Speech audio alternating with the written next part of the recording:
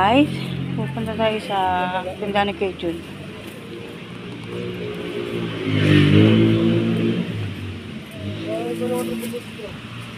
Punta tayo sa kanyang pwesto. Yan. Nakakatuwa kasi nabayaran na yung yung eskaparate niyang salamin, nahulugan na yun, tapos na pati yung nakabili ng sarili niyang palamig, yung lagay ng palamig, tapos ayun. Ngayon nagdagdag kami. Bumili siya ng malaking itlog naman pang wek-wek. May maliit at malaki yan. Nadagdag squid ball, chicken ball, yan nadagdag sa kanya. Ewan ko, sabi niya sa Pasko daw, magtitinda daw siya ng laruan. Mamimili daw siya. Hindi ko lang sure kung kung tuloy.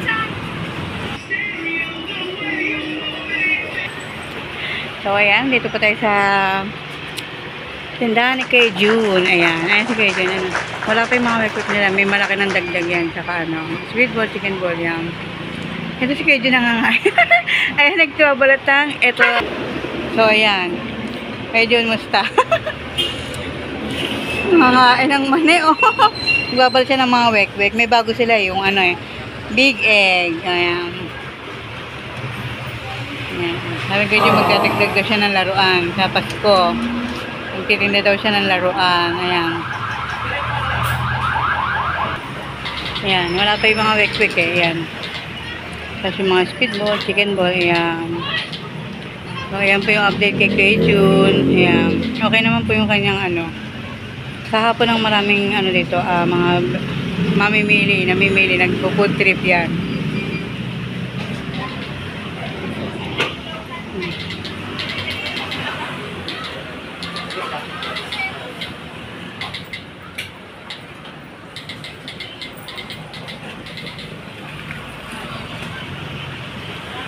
Kay Jun, okay naman ba? Okay naman. Nakakawit naman. May pang-araw-araw na pangkain, no? Basta importante, nakakakain. Ayan. Babalik pa siya ng eggnog ng wek-wek. Yan. So, ayan pang update kay Kuya Jun. Ayan. Thank you po, Sir Lipat. Thank you pong tulong para kay Kuya Jun. Ayan. Babalat pa siya. Ayan po. Thank you po. Ayan. Ayan po, labas na po yun, yung yung mga kasama yung pesto, yung pang-ulam sa araw-araw, yan. Tapos yung mga nabibili, yan. Labas na po yun. Tapos yung pamimili may sa 1,000, 1,113, yun po yung i-out dun sa 1,700 pa, ibabawas dun. Kasi yung matitira sa 1,700, yun yung pinapasok namin dito. Ito po yung date, pinapasok, tapos tiro-total ko po araw-araw para sinasabi ko po sa kanya, hindi po ako makakasok.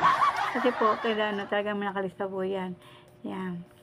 Yan ko sa kanya. Pinapakita ko sa kanya yan. Taka yung natitira, pinapakita ko sa kanya bago ko itabi. Yan. Update po araw-araw yan sa kanya. Ngayon, pag kukunin niya na po, minsan, every 2 weeks, 1 week kinukuha niya, nihulog niya po sa bahay. So, yan po.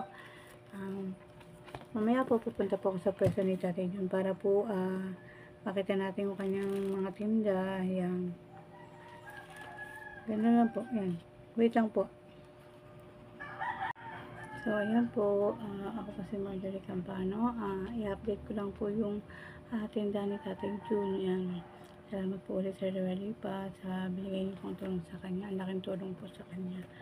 Yan po, bago po tayo punta sa kanyang pwesto, i-update ko lang po. Okay naman po yung kanyang tinda. Araw-araw po, alas 8 ng gabi, bago mag-9 siya nagsasara, napunta po ako doon para tulungan po mag-akot. Kasi yung mga natitira niya na, kunyari, may natitira 1 kilong fishball, yung mga natitira po na, naluluto yun pa, dito po namin nilalagay sa rep namin. Dito po. Tapos kinabukasan niya kukunin pag magtitinda ulit yun. Okay naman po yung benta. Yan. So, ayan po. Ipakita ko lang po yung listahan ko. So, ito po. Yung una po kasi mga benta niya, naibigay ko na sa kanya. Siguro nakalikom din naman siya doon ng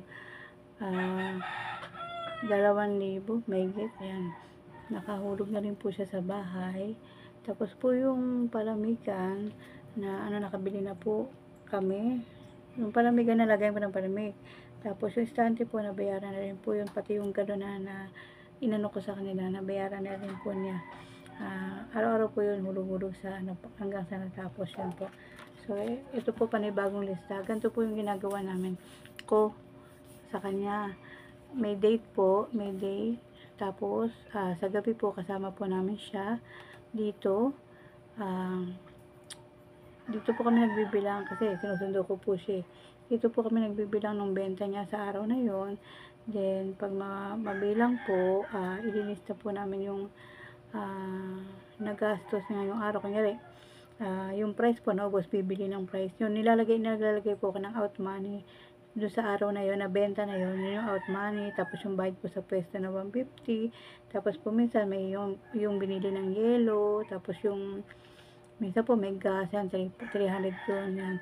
Nililista ko po yun, then ito total, kung magkano po yun. Kung minsan umabot po ng 600, 800 yung na-out money po, kasi nakakuha po sa benta yun.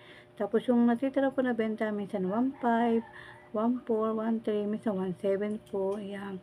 Doon po yung sa 1.7 na yun, doon po babawasin yung ililista ko po na kung alin po yung kulang sa tinda nga na naubos, ililista ko po, then minsan po nasa 700, 1,000. Depende po sa mga naubos na ano, kunyari mga burgers. So yan, bibili po kami ng araw na yan. Minsan umabot po ng pamimili ng 500, 700, 1,000. Depende po, ganyan. Tapos yung po yun, ibabawas po namin sa 1,700 na benta. Yung 1,700, kasama na po yung mga sus doon, tatanggalin po doon. Minsan po nakakalinis siya ng 400, 300, 200. Depende po sa araw na malakas ang benta o may mahina, pero hindi naman po nabubukya, okay lang din po yun. So ayan po, may pecha po yan. Yung pecha na yan, kanyari ito po, noong pong October 30, nakapagpasok siya ng 350, merong 250, merong pag mahina po 130, okay na din po yun. Tapos meron 400 yan.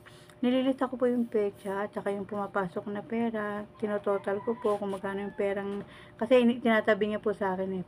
Tapos yun, kukunin niya yun pag yung maghulog na siya sa bahay. Tapos po sa benta na yun, kumukuha rin po siya ng pambili ng ulam niya sa araw-araw. Yun, kunyari, 100. Ibabawas po namin sa benta. Labas na po yun. Basta yung matitira po, linis po yun, yung po tinatabi namin dito. Yan. Wait lang po.